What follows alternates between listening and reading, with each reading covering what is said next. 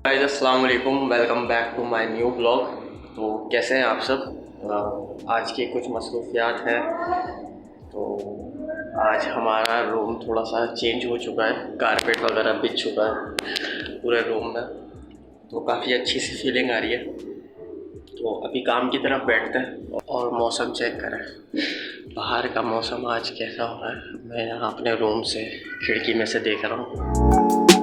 अच्छा, मैं कह रहा था कि आज मेरी सुबह हुई है शाम को 5 बजे, सॉरी 5 बजे कह रहा हूँ, 6 बजे। तो अभी मैं उठा हूँ, जस्ट मैंने खाना वाना खाया है और काम की तरफ आ गया। और भाई मैं ये कह रहा था कि मेरा बिल्कुल भी दिल नहीं कर रहा ब्लॉग शूट करने में। अभी टाइम हो रहा है 2:33, यानी कि रात के 2:30 बज रहे हैं ऑलमोस्ट। तो भाई मतलब सोच सकते हो आप लोग कि कोई अगर किसी काम का इरादा करता है और पूरा करना कितना ज़्यादा मुश्किल होता है और कितना ज़्यादा हेडेक लगती है। अभी मैं काफ़ी देर से बैठकर सिर्फ ये सोच रहा था कि मैं अपना ये ब्लॉग रहने देता हूँ, सुबह के टाइम पे शूट कर लेंगे। लेकिन फिर सडनली मैंने सोचा कि नहीं यार, ब्लॉग स्टार्ट करते हैं और यहीं से ही बताते हैं कहानी। तो भाई साहब चल ये रहा है कि मैंने पिछले 6 घंटों के अंदर अपना काम किया, ठीक है, और बीच में लाइट भी गई 2-3 दफ़ा, तो मैंने ब्रेक भी लगाया। अभी बैठते हैं काम की तरफ।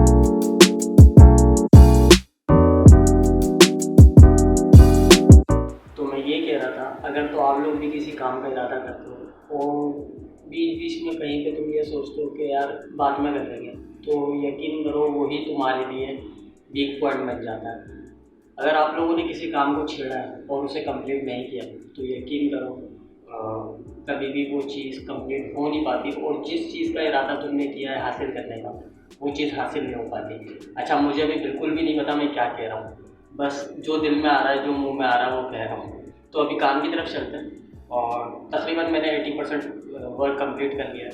जस्ट रेंडर लगाएंगे थोड़ी देर में, सारी चीज़ें फाइनलाइज करके और क्लाइंट को सेट करेंगे। देर की अजान हो गई है और ये कि मैं भी अब प्रोजेक्ट कंप्लीट कर लिया है। ये कि इसकी कलेक्ट बना रहा हूँ। हुआ क्या था बेसिकली, मैं कलेक्ट बना रहा था प्रोजेक्ट की, बट क्या था कि जो मैंने पूरा प्रोजेक्ट एडिट किया है ना, वो सारा टोटल अगर मैं उसका डेटा कलेक्ट करूँ ना, तो उसका डेटे का जो साइज़ बन रहा था वो बन रहा था तकरीबन 9-9.5 GB, ठीक है, जिस वजह से मेरा सिस्टम हो रहा था हैंग और मेरी ड्राइव भी भरी हुई थी फुल। और ये कि फिर मैंने काफ़ी डेटा डिलीट किया ड्राइव से और फिर उसे कैशियर वगैरह टैम्प वगैरह डिलीट करके फिर मैंने कलेक्ट पे लगाया। अभी ये क्या कलेक्ट बन रही है, जैसे ही कलेक्ट कंप्लीट होगी मैं सोए भाई को सेंड करूँगा ड्राइव पे अपलोड करके, और फिर ये कि रेंडर होके आ जाएगा। मुझे इसके बाद दूसरा प्रोजेक्ट भी एडिट करना शुरू करना है, जो कि मेरे दोस्त का है, जो मेरा सबसे पुराना क्लाइंट है इंडिया से। उसका भी नाम मैं आगे चल के आप लोगों को बताऊँगा, उसके साथ मैं किस तरह से जुड़ा और वो कितना पुराना है और फ्रीलांसिंग में उसने मेरी कितनी हेल्प करी है। मेरा पोर्टफोलियो जनरेट करने में मुझे एक तरह से कह लो स्टैंड करने के लिए, इस जर्नी में सरवाइव करने के लिए सबसे ज़्यादा हेल्प, वो कहते हैं ना, मतलब कोई एक जो है ना फॉरेन क्लाइंट अगर आपको मिल जाए और यकीन करो आपकी ज़िंदगी बदल जाती है, तो वो मेरा क्लाइंट था और मेरा दोस्त बना फिर उसके बाद। और उसके साथ मैं काफ़ी टाइम से काम कर रहा था, बट ये कि बीच में 1-1.5 साल मैंने उससे छुट्टी ले ली थी, या वो भी थोड़ा सा मसरूफ़ था दूसरी चीज़ों में, जिस वजह से मैं दूसरे क्लाइंट फाइंड करने लग गया और उनके साथ काम करने लग गया। अभी ये कि वो दोबारा आया, उसके साथ मैंने अभी 1-2 प्रोजेक्ट्स किए हैं, उससे समझ में आया उसे सारी चीज़ें। तो ये कि अभी हम कंटिन्यू कर रहे हैं और लॉन्ग टर्म प्रोजेक्ट्स के ऊपर काम करेंगे। तो अभी तक की ये अपडेट थी। बाकी ये कि देखते हैं इसके करने के बाद, इसे सेंड करने के बाद प्रोजेक्ट कैसे ही मुझे फ़ौरन से मिलता है, दैन फिर हम आगे को हेड करते हैं।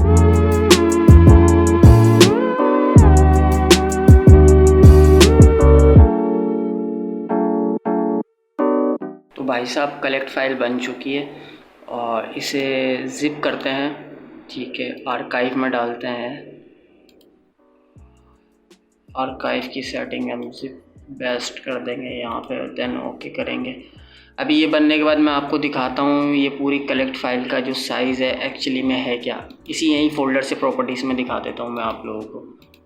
ये देखो 12.8 GB, मतलब इतना कोई हैवी काम है यार, मतलब कितना हैवी प्रोजेक्ट्स होता है और आफ्टर इफेक्ट्स में एडिट करना।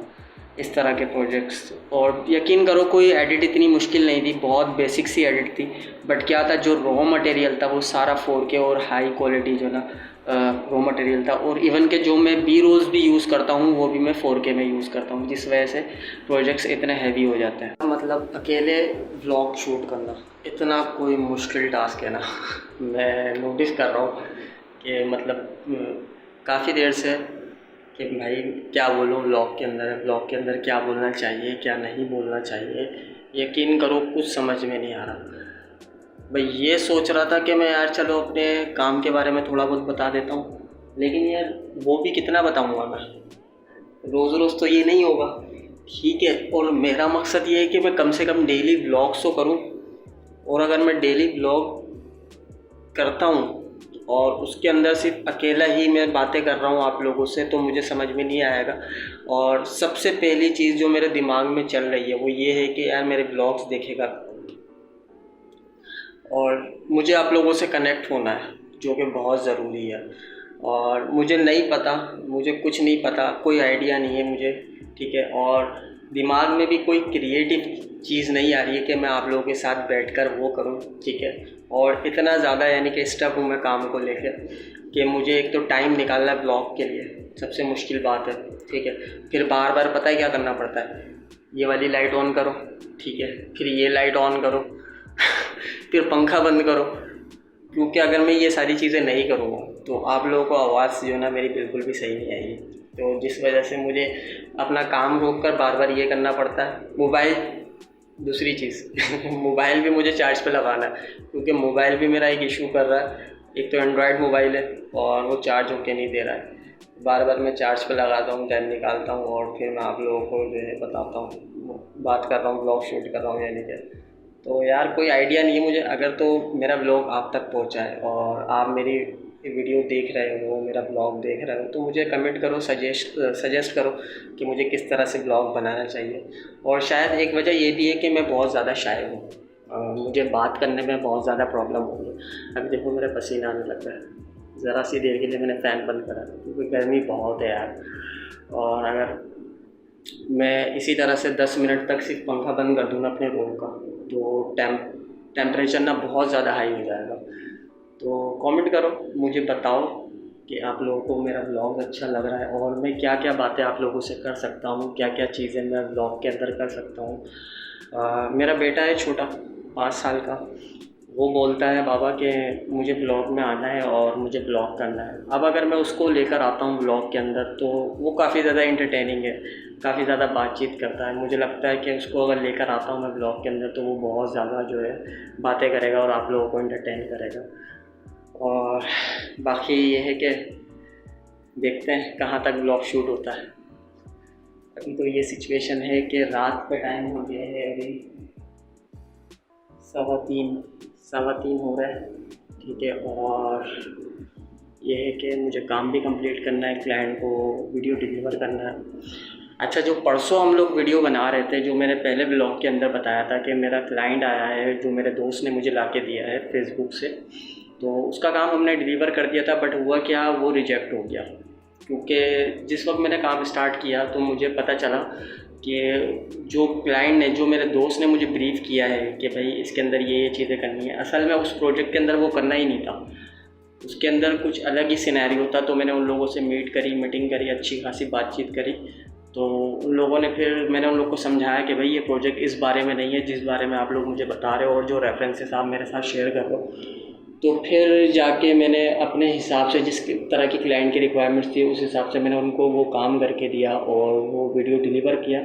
बट होना यही था आखिर में, क्लाइंट को समझ में नहीं आना था, क्योंकि जिस बंदे ने सही से काम लिया था, जिसकी क्लाइंट के साथ पूरी मीटिंग हुई थी, पूरी डील हुई थी, उसको सारी चीज़ें पता थी और क्या डिस्कशन थी वो सारी जो ना मैसअप हो गई, ठीक है। और वो प्रोजेक्ट जो ना रिजेक्ट हो गया। अभी मेरे पास मेरे क्लाइंट का, जो मेरे रेगुलर क्लाइंट है, उनका काम है, ठीक है। तो अभी वो मैं कर रहा हूँ और इसके बाद एक और प्रोजेक्ट करना है मुझे जो मेरे दोस्त का है, जो इंडिया से है, और सबसे पहला क्लाइंट मेरा वही था।